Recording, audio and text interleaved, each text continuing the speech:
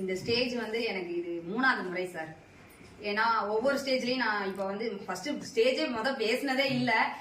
இதுக்கு முன்னாடி நான் இருந்த ஃபீல்டு என்ன ஃபீல்டு அப்படின்னு பாத்தீங்கன்னா முனிசிபல் ஒர்க்கர். நான் வந்து ஒரு டெம்பரவரி ஜாவா ஒரு என்ன சொல்றது ஒரு 10,000 ரூபாய் சேலரிக்கு தான் சார் ஒர்க் பண்ணிக்கிட்டு இருந்தேன்.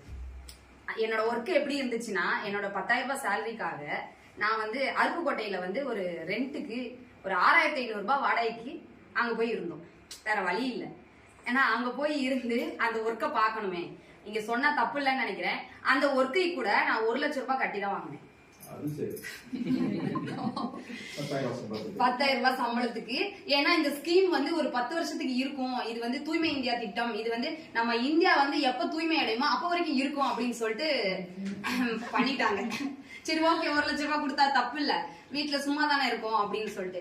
ஏன்னா நான் படிச்சது என்னன்னு பாத்தீங்கன்னா லேப் டெக்னீஷியன் சார். நாங்க படிச்சது எங்கன்னா பெங்களூர்ல. அந்த காலேஜ்னா என்ன காலேஜ்னு சொல்ல தெரியல. அப்படிப்பட்ட ஒரு காலேஜ் எப்படியோ படிச்சிட்டோம். படிச்சுட்டு திருப்பி இங்க வந்து கல்யாணம் எல்லாம் முடிச்சுட்டு ஒர்க்குக்கு போகணுமேன்றதுக்காக கண்டிப்பா சரி இது 1 லட்சம் ரூபாய் கட்டினா கூட பரவாயில்ல, ஒரு ஒர்க் இருக்குல்ல, அப்போ வேலை வாய்ப்பே இல்லாம இருந்துச்சு, அப்ப 1 லட்சம் ரூபாய் கூட கட்டி போலாமே அப்படின்ட்டு போயிட்டு இருந்தோம். அந்த சூழ்நிலையில வந்து எனக்கு வந்து அலைய முடியல. ஊருக்கும் அருப்புக்கோட்டைக்கும் பாத்தீங்க அப்படின்னா ஒரு கிட்டத்தட்ட ஒரு 20 மினிட்ஸ் 30 மினிட்ஸ் டிராவல் இருக்கு. அந்த டைம்ல தான் தம்பியை வந்து நான் பிரெக்னெண்டா இருந்தேன். போக முடியலன்ற ஒரே ஒரு காரணத்துக்காக 6,500 ரூபாய் வாடகை கொடுத்தா கூட பரவாயில்ல அப்படின்னு சொல்லிட்டு அங்க போய் ஒரு வீடை ரெண்ட் எடுத்து போய் இருந்தோம். ஆனா அங்க எனக்கு வந்த சேலரியில பாத்தீங்க அப்படின்னா மிச்சம் வைக்க ஒரு சார் சொன்னார் 10,000 ரூபாய் மிச்சம் வைக்கலான்ட்டு. நான் வாங்கினதே 10,000 ரூபாய். அந்த 10,000 ரூபாயில என்னால 1 ரூபாய் கூட மிச்சம் வைக்கவே முடியாது. சும்மா ஏதோ நம்மளும் வேலைக்கு போறோம் அப்படின்ற ஒரு பெருமைக்கு தான். அங்க ஒர்க்க பாத்தீங்க அப்படின்னா காலையில எந்திரிச்ச உடனே ஒர்க்கரை எல்லாரையுமே நான் என்ன பண்ணணும் அப்படின்னா ஒவ்வொரு தெருவுலையும் குப்பை வாங்குறதுக்கு ஒவ்வொரு தெருவா பிரிச்சு அனுப்பி விடணும். என்னோட ஒர்க்கே அதுதான். அப்போ காலையில எத்தனை மணிக்கு உங்க வீட்டுக்கு எல்லாருமே குப்பை வாங்க வர்றாங்கன்னு தெரிஞ்சிருக்கும். கண்டிப்பா வந்து 7 மணிக்கு உள்ள வந்துருவாங்க. அப்ப அவங்கள நாங்க வழி நடத்தணும் அப்படின்னா 6 மணிக்கு நாங்க போய் சட்டை திறக்கிறதே நான் தான். திருப்பி அவங்க வந்து அவங்க வேணா ரெஸ்ட் எடுக்க போயிருவாங்க. ஆனா நாங்க போக முடியாது. திருப்பி வந்து ரிப்போர்ட்டும் கொடுத்துட்டு திரும்பி ஈவினிங் சொல்ல போனா பாத்தீங்க அப்படின்னா அந்த எலெக்ஷன் டைம்ல எல்லாம் அந்த குப்பைகளை கழிவுகளை எடுக்கிறதுல இருந்து எல்லாமே 10 வரைக்கும் நானும் விக்கி சாருமே வேலை பார்த்திருப்போம். நைட்டு 10 வரைக்கும் முனிசிபாலிட்டில வேலை பார்க்கும்போது எங்களோட ஒர்க் இப்படிதான் சார் இருந்துச்சு. எவ்வளவு சேலரினா 10,000 ரூபாய் சேலரி. எங்களோட என்ன சொல்றது எங்களோட சார் அவங்க என்ன சொல்லுவாங்க அப்படின்னா ஒரு சின்ன ஒரு இது கூட கிடையாது. இங்க ஒரு சின்ன சின்ன விஷயம் பண்றதுக்கு கூட எங்களுக்கு ரெகக்னைசேஷன் கிடைக்குது. இங்க ஒவ்வொரு ஸ்டேஜ்லயும் நானு இப்போ வரைக்கும் பாத்தீங்கன்னா இந்த மாதிரி ஸ்டேஜ் ஒரு 3 ஸ்டேஜ்ல வந்து பேசியிருக்கேன் சார். ஒரு வாட்டி LS50ல பேசியிருக்கேன். அதுக்கு முன்னாடி பாத்தீங்கன்னா காரைக்குடி அழகப்பா யூனிவர்சிட்டியில வந்து நான் ஃபர்ஸ்ட் காரைக்குடி அழகப்பா யூனிவர்சிட்டி எங்க இருக்குன்னே தெரியாது. நம்மளாம் அங்க போவோமான்றது கூட நான் யோசிச்சு கூட பார்த்தது இல்ல. அந்த இடத்துல அந்த ஸ்டேஜ் எனக்கு ஃபர்ஸ்ட் டைம் கிடைச்சிச்சு. அதுக்கப்புறமா இதே ஹோட்டல் ரியோ கிராண்ட்ல வந்து செகண்ட் டைமா LS50ல பேசினேன். இப்போ இங்க பேசிட்டு இருக்கேன். இப்போ என்னவா பேசிட்டு இருக்கேன் அப்படின்னா எக்ஸிகியூட்டிவ் டைரக்டரா பேசிட்டு இருக்கேன்.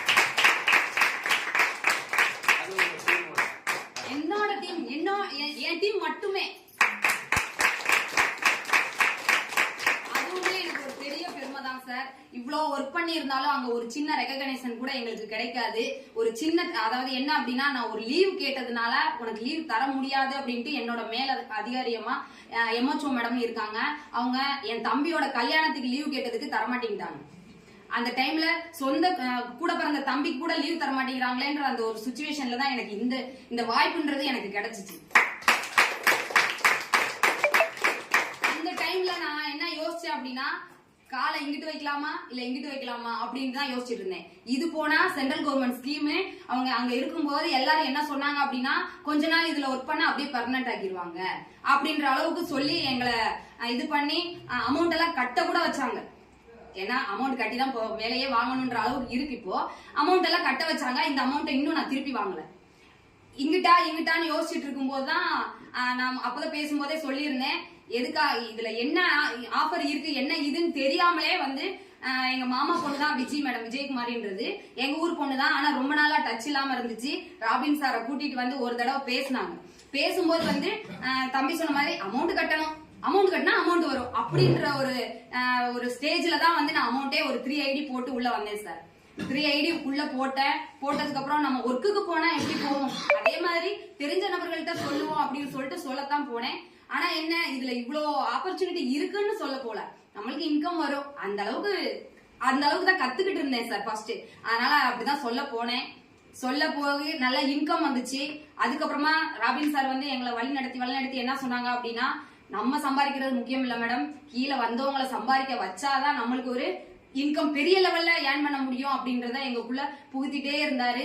முக்கியமா நான் அட்டன் பண்ணது என்ன அப்படின்னா ஜூம் மீட்டிங், லைவ் மீட்டிங். இப்போ வரைக்கும் எந்த லைவையுமே நான் மிஸ் பண்ணதே கிடையாது.